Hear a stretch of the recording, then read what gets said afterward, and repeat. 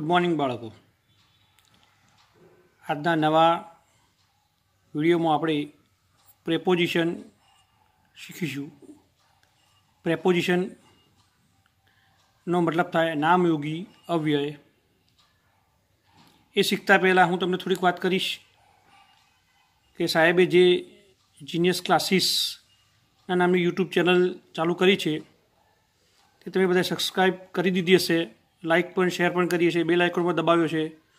જો સબસ્ક્રાઈબ ના કરી હોય તો કરી દેવા વિનંતી, જેથી તમને નવા નવા વિડીયો અપડેટ થતા હોય તમને મળતા રહે, તમે શાંતિથી ભણી શકો। એના માટે જ ખાસ આ પ્રયોજન કર્યું છે। તો દરેક વિદ્યાર્થી ભાઈ બહેન તથા વાલીઓ સાથ સહકાર આપે અને સમયનો સદુપયોગ કરે, એ જ ખાસ વિનંતી। ઘરમાં રહેજો, સુરક્ષિત રહેજો, આ રાવલ સાહેબ તરફથી વિનંતી, માન્ય રાખશો। ચાલો, પ્રીપોઝિશન। પ્રેપોઝિશન એટલે કે નામયોગી અવ્યય। કોઈ પણ વ્યક્તિ કે વસ્તુ ક્યાંક કોઈક સ્થળે હોય છે, આ દર્શાવવા અમુક પ્રકારના શબ્દની મદદ લેવાય છે। આ શબ્દને અંગ્રેજીમાં પ્રેપોઝિશન કહે છે, ગુજરાતીમાં તેને નામયોગી અવ્યય કહે છે। આ નામયોગી અવ્યય સાથે નામ હોવું અનિવાર્ય છે। શું કહે છે? કોઈ પણ વ્યક્તિ કે વસ્તુ ક્યાં કોઈક સ્થળે હોય છે, આ દર્શાવવા અમુક પ્રકારના શબ્દની મદદ લેવાય છે। આ શબ્દોને જ અંગ્રેજીમાં પ્રિપોઝિશન કહે છે અને ગુજરાતીમાં તે નામયોગી અવ્યય કહે છે। પણ આ નામયોગી અવ્યયની સાથે નામ હોવું જરૂરી છે। પ્રી એટલે આગળ, પોઝિશન એટલે સ્થાન અથવા સ્થિતિ। પ્રિપોઝિશન એટલે કે તેનું સ્થાન નામ કે સર્વનામની આગળ હોય છે। પ્રી એટલે કે આગળ, પોઝિશન એટલે સ્થાન અથવા સ્થિતિ, એટલે કે તેનું સ્થાન નામ કે સર્વનામની આગળ જ હોય છે, એ જ પ્રેપોઝિશન કહેવાય। પ્રેપોઝિશનનું કાર્ય। પ્રેપોઝિશનનું કાર્ય નામ, સર્વનામ કે નામનું કાર્ય કરનાર જે શબ્દ છે તે શબ્દ સાથે સંબંધ દર્શાવે છે। પ્રેપોઝિશનનું કાર્ય નામ, સર્વનામ કે નામનું કાર્ય કરનાર જે શબ્દ છે તે શબ્દ સાથે સંબંધ દર્શાવે છે। તો હવે ઘણા બધા પ્રેપોઝિશન્સ છે, એમાંથી આપણે આ પહેલા પાર્ટમાં અમુક શીખીશું અને અમુક આપણે બીજા પાર્ટમાં શીખીશું। ઓન। ઓન એટલે ઉપર। એ ત્રણ પ્રેપોઝિશન એવા છે કે જેનો મતલબ ઉપર જ થાય। ઓન, ઓવર, એબો, આ ત્રણેયનો મતલબ થાય ઉપર। પણ હવે એક્ઝેક્ટ ઉપર તો ખરું જ, પણ કેવું ઉપર, કેટલું ઉપર, એ ડિટેલ્સમાં આપણે અભ્યાસ કરીશું। ઓન એટલે ઉપર, વસ્તુ કોઈ વસ્તુને સ્પર્શ કરી બીજી વસ્તુ તેના પર રહેલી હોય ત્યારે ઓન વપરાય છે। જ્યારે કોઈ વસ્તુને સ્પર્શ કરીને બીજી કોઈ વસ્તુ એના પર મૂકી હોય, એટલે કે અડકી ગઈ હોય, તો તેના માટે ઓન વપરાય છે। દાખલા તરીકે, a ball is on the table, દડો ટેબલ ઉપર છે। મેં તમને સચિત્ર બતાવ્યું છે, પહેલું એક એવું છે જે સચિત્ર તમને મેં બતાવ્યું, મતલબ ચિત્ર સાથે તમને બતાવ્યું છે કે એક બોક્સ છે, એના ઉપર દડો મૂકેલો છે, તો દડો અને બોક્સ એ બે એકબીજાને અડકીને છે, તો તેથી તેના માટે ઓન વપરાશે। હવે આવ્યું ઓવર। ઓવરનો મતલબ થાય પણ ઉપર। કોઈ પણ વસ્તુને બીજી વસ્તુ સાથે આવરી લઈને ઉપર હોય અથવા ઘૂમતી હોય તો તે અર્થ સૂચવવા ઓવરનો ઉપયોગ થાય છે। કોઈ પણ વસ્તુને બીજી વસ્તુ સાથે આવરી લઈને ઉપર હોય અથવા તો ઘૂમતી હોય તો તે અર્થ સૂચવવા ઓવરનો ઉપયોગ થાય છે। દાખલા તરીકે, the aeroplane is flying over this building, તો ભાઈ આ વિમાન ઇમારત ઉપર ઉડે છે, તો ઉપર છે, એને અડી નથી, ઉપરના ભાગમાં છે। The birds are flying over the city, તો પક્ષીઓ શહેર ઉપરથી ઉડી રહ્યા છે। The birds are flying over the city, પક્ષીઓ શહેર ઉપરથી ઉડી રહ્યા છે. તો આ પણ ઓવર એટલે ઉપર. બરાબર.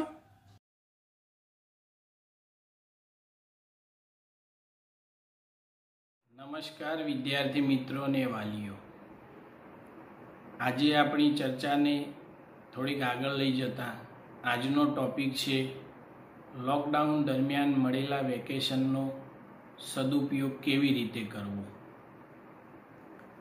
તો 3-4 મુદ્દાઓ પર હું વાત કરવા માગું છું. સૌપ્રથમ તો દરેક વિદ્યાર્થી મિત્રોને કહીશ કે તમારા જે કાચા પડતા વિષયો છે એ જુઓ, એને તૈયાર કરો, જેથી નવા વર્ષે એ વિષયો પણ તમે સારી રીતે ભણી શકો. બીજી વાત એ કરીશ કે પ્રાથમિકના જે ધોરણો છે, નાના બાળકો છે, એમના માટે ખાસ કહીશ કે તમે 1 થી 100 સુધી છે, ઘડિયા છે, કક્કો છે, બારાખડી છે, આ તૈયાર કરો. સરવાળા, બાદબાકી, ગુણાકાર, ભાગાકાર આ બધા પર પ્રભુત્વ મેળવો. સાથે સાથે અંગ્રેજીમાં સ્પેલિંગો તૈયાર કરો. ફળ, ફૂલ, વસ્તુઓ, વ્યવસાયોના નામ આ બધાના ગુજરાતી અને અંગ્રેજી શબ્દો શીખો. ઉપરના જે ધોરણો છે માધ્યમિકના ધોરણ 8 થી 12 સુધીના, એ વિદ્યાર્થીઓ માટે એક જ સંદેશો આપીશ કે યુટ્યુબ જેવી ચેનલ ઉપર આવતી શૈક્ષણિક વિડીયો લેક્ચર્સ જે આવે છે એ દરરોજ 1 કલાક જુઓ. અને માત્ર જુઓ એમ નહીં, એને લગતું બીજું 1 કલાકનું કામ પણ તમે જાતે કરો. એ સિવાય એક મહત્ત્વની વાત છે, બધા જ વિદ્યાર્થીઓ માટે ઉપયોગી, આ વેકેશન મળ્યું છે તો તમારા અક્ષરો સુધારવા પર ખાસ ભાર મૂકજો. દરરોજ 3 થી 4 પેજ ધીમે ધીમે લખવાનું રાખો. અક્ષરો સુધરશે તો અભ્યાસમાં ચોક્કસ મદદરૂપ થશે. અને છેલ્લી વાત કે આ વેકેશનનો ઉપયોગ કરીને કોઈ એક નવો શોખ કેળવો, જેમ કે પેઇન્ટિંગ, મ્યુઝિક, વેસ્ટમાંથી બેસ્ટ બનાવવું. આપણે ઘણીવાર એવું માનતા હોઈએ છીએ કે આ બધી પ્રવૃત્તિઓથી આપણા ભણવા ઉપર અસર પડતી હોય છે, પણ એવું નથી. હું મારા અનુભવોની વાત કરું તો મારા ક્લાસીસમાં જ એક પાયલ નામની છોકરી ભણતી હતી, જે 11-12 સાયન્સ પછી ખૂબ સારા રિઝલ્ટ સાથે MBBSમાં એડમિશન એણે મેળવ્યું હતું. 11-12ના સાયન્સના અભ્યાસક્રમની સાથે સાથે જે ભરતનાટ્યમના આરંગેત્રમની તૈયારી કરતી હતી. હાલ તાજેતરમાં જ છેલ્લા વર્ષમાં મારા ક્લાસીસમાં ભણતો કેયુર મકવાણા નામનો વિદ્યાર્થી 11-12 સાયન્સમાં હોવા છતાં વાંસળી વાદનમાં રાજ્ય કક્ષાએ એ નામના મેળવી ચૂક્યો છે. એટલે આવી એક પ્રવૃત્તિ, આવો એક શોખ જો તમે વિકસાવશો તો એ તમારા અભ્યાસમાં મદદરૂપ થશે અને તમારા માટે યોગ અને મેડિટેશનનું કામ થશે. પણ હા, તમે પાછા મોબાઈલ ઉપર ગેમ રમવાનો શોખ કેળવશો તો એ તમને અભ્યાસમાં બાધારૂપ થશે, એટલે એ શોખ ના કેળવતા. તો આશા રાખું છું વિદ્યાર્થી મિત્રો મારા સૂચનો ઉપર તમે અમલ કરશો અને આવનારા નવા વર્ષે વધુ સારી રીતે શારીરિક અને માનસિક સજ્જ થઈ અને અભ્યાસ કરશો એવી અભિલાષા. આભાર.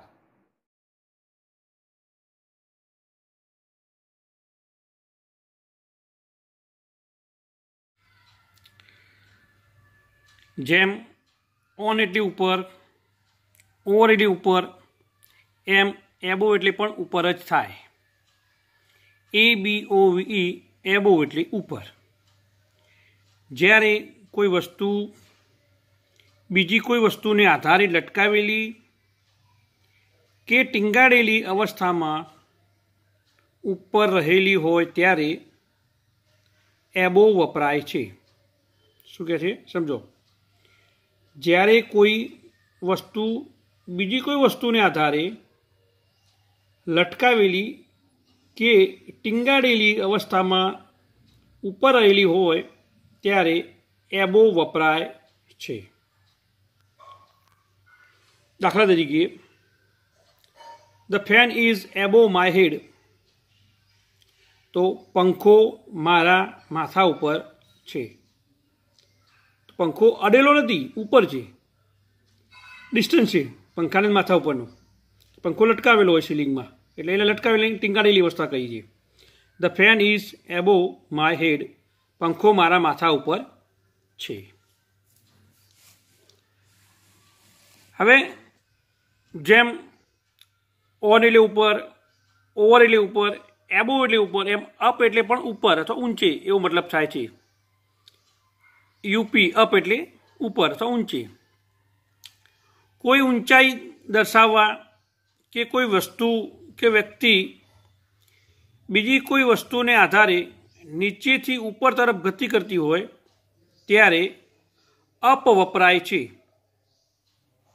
શું કહે છે? કોઈ ઊંચાઈ દર્શાવવા, કોઈ હાઇટમાં હોય, ઊંચાઈ દર્શાવવા, હાઇટ દર્શાવવા, અથવા તો કોઈ વસ્તુ કે વ્યક્તિ બીજી કોઈ વસ્તુ કે વ્યક્તિને આધારે નીચેથી ઉપર તરફ ગતિ કરતી હોય, નીચેથી ઉપર તરફ જતું હોય ત્યારે હંમેશા અપ વપરાય છે. દાખલા તરીકે, the man is going up the hill. તો માણસ પર્વત ઉપર ચઢે છે. તો માણસ નીચેથી ઉપરની તરફ જઈ રહ્યો છે. બરાબર? માણસ ક્યાં છે? નીચેથી ઉપર, એટલે પર્વતની ઉપર જઈ રહ્યો છે, તો up. The man is going up the hill. બીજું, look the cat is climbing up the tree. જુઓ, બિલાડી વૃક્ષ ઉપર ચઢી રહી છે. જુઓ, બિલાડી વૃક્ષ ઉપર ચઢી રહી છે. તો બિલાડી પણ ક્યાં છે? નીચેથી ઉપર તરફ ગતિ કરે છે. તો જ્યારે પણ કહ્યું છે નિયમક નીચેથી ઉપર તરફ ગતિ કરતી હોય અથવા તો કોઈ ઊંચાઈ દર્શાવવાની હોય ત્યારે હંમેશા યુપી અપનો ઉપયોગ થાય છે. કે ચલો આગળ. ઇન. ઇન એટલે અંદર. આઈએન, ઇન એટલે અંદર. કોઈ વસ્તુ કે વ્યક્તિ કોઈ જગ્યાની અંદર હોય તે દર્શાવવા માટે આઈએન, ઇનનો ઉપયોગ થાય છે. સમજો, ફરી રિપીટ કરું છું. કોઈ વસ્તુ કે વ્યક્તિ કોઈ જગ્યાની અંદર હોય તે દર્શાવવા માટે આઈએન, ઇનનો ઉપયોગ થાય છે. The books are in the cupboard. પુસ્તકો કબાટમાં છે. તો ક્યાં છે? કબાટમાં, કબાટની અંદર, તો અંદર. બરાબર? પણ જો એ જ પુસ્તક કબાટની ઉપર હોત તો ઓન વપરાત. The books are on the cupboard. તો કબાટ ઉપર પુસ્તકો છે. બરાબર? ચલો બીજું વાક્ય. There are 50 students in the class. 50 વિદ્યાર્થીઓ વર્ગમાં છે. વિદ્યાર્થીઓ કેટલા છે? 50 વિદ્યાર્થીઓ. પણ ક્યાં છે? વર્ગમાં. તો ત્યાં પણ ઇન વપરાશે. બરાબર? 50 વિદ્યાર્થીઓ વર્ગમાં છે. ચલો ફરી રિપીટ કરી દઈએ આપણે આપણો ટોપિક આગળથી. એબો એટલે ઉપર. જ્યારે કોઈ વસ્તુ કે બીજી વસ્તુને આધારે લટકાવેલી કે ટીંગાડેલી અવસ્થામાં હોય ત્યારે એબો વપરાય છે. The fan is above my head. તો ફેન, પંખો હંમેશા સીલિંગમાં લટકાવેલો હોય, ટીંગાડેલો હોય. બરાબર? લટકાવેલા અર્થમાં બોલીએ છીએ એટલે પંખો મારા માથા ઉપર છે એવું કહી શકાય. અપ. અપ એટલે ઉપર, ઊંચે. કોઈ ઊંચાઈ દર્શાવવા અથવા તો કોઈ વસ્તુ કે વ્યક્તિ બીજી કોઈ વસ્તુને આધારે નીચેથી ઉપર તરફ ગતિ કરતી હોય, નીચેથી ઉપર જતું હોય ત્યારે હંમેશા યુપી અપ વપરાય છે. The man is going up the hill. માણસ પર્વત પર ચઢે છે. Look the cat is climbing the tree. જુઓ, બિલાડી વૃક્ષ ઉપર ચઢી રહી છે. બરાબર? ઇન એટલે અંદર. કોઈ વસ્તુ કે વ્યક્તિ કોઈ જગ્યાની અંદર હોય તે દર્શાવવા માટે ઇનનો ઉપયોગ થાય છે. કોઈ વસ્તુ કે વ્યક્તિ कोई जग्यानी अंदर होय ते दर्शाववा माटे इननो उपयोग थाय। दाखला तरीके ध बुक्स आर इन ध कपबोर्ड, पुस्तको कबाटमां छे। देर आर 50 स्टूडेंट्स इन ध क्लास, 50 विद्यार्थीओ वर्कमां छे। बराबर।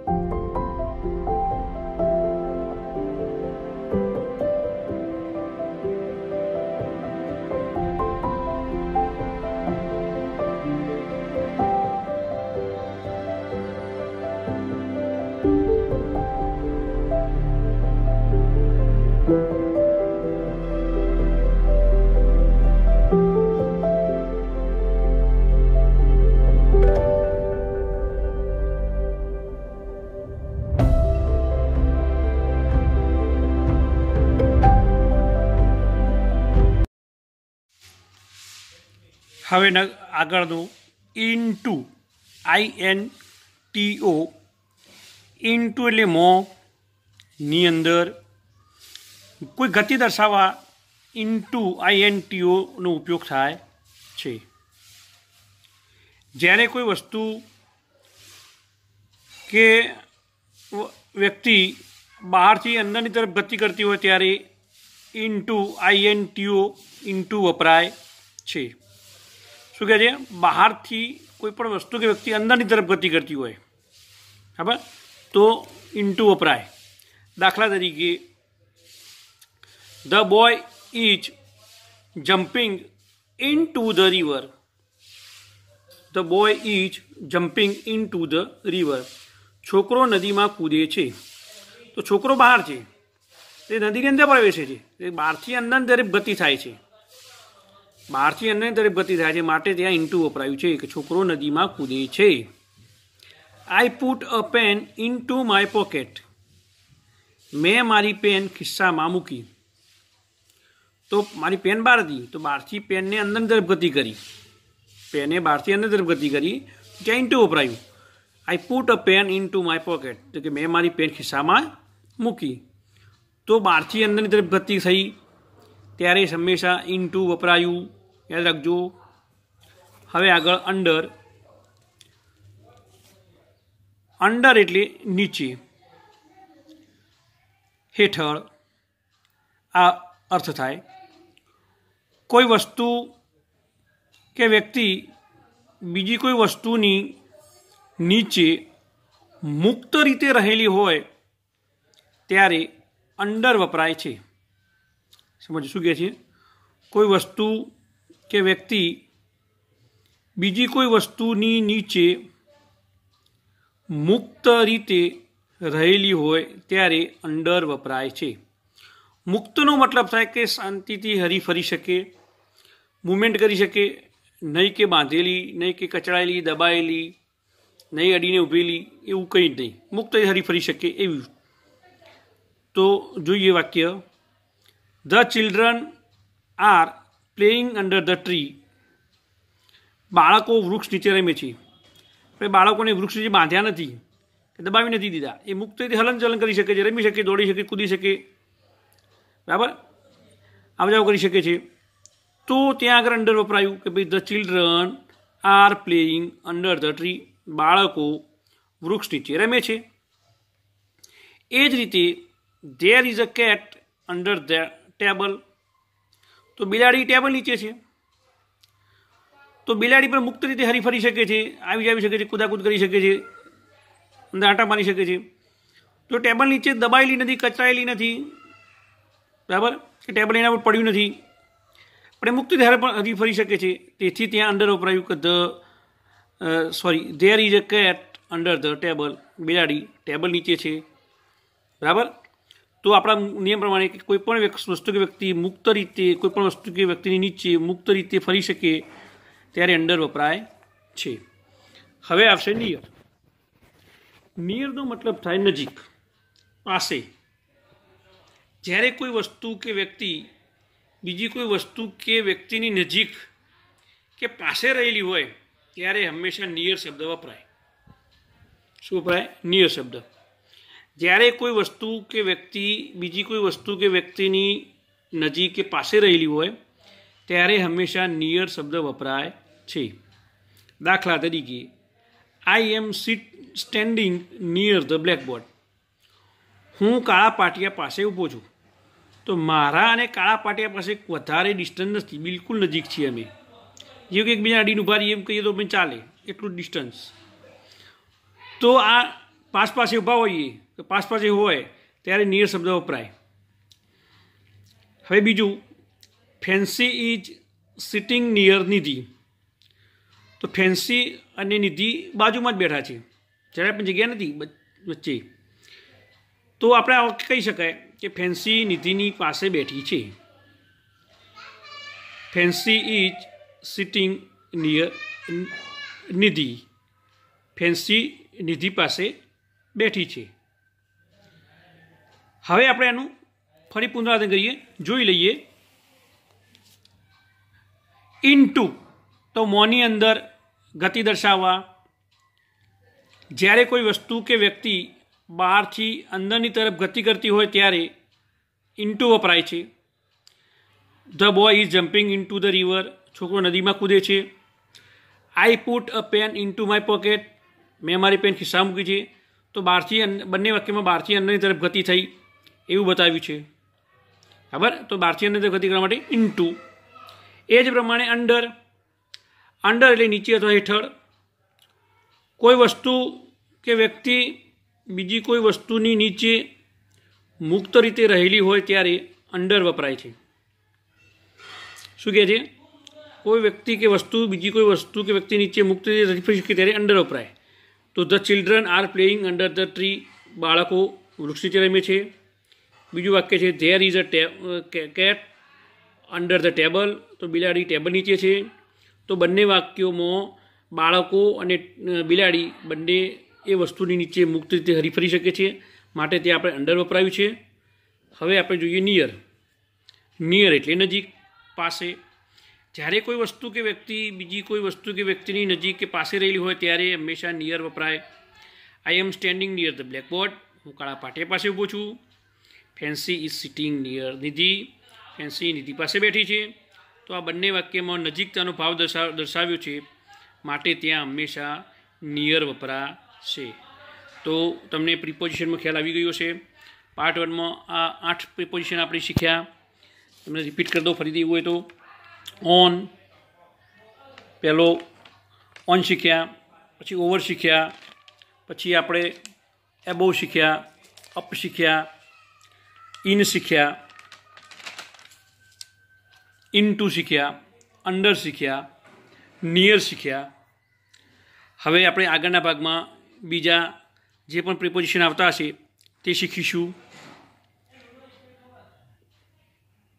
વિદ્યાર્થી ભાઈ બહેનો તથા વાલીઓ, લોકડાઉનના સમયમાં જે સાહેબે સરસ એક કાર્ય કર્યું છે કે આપણી સંસ્થા genius tuition classes tower Visnagar તરફથી યુટ્યુબની એક સરસ ચેનલ ચલાવવામાં આવી રહી છે.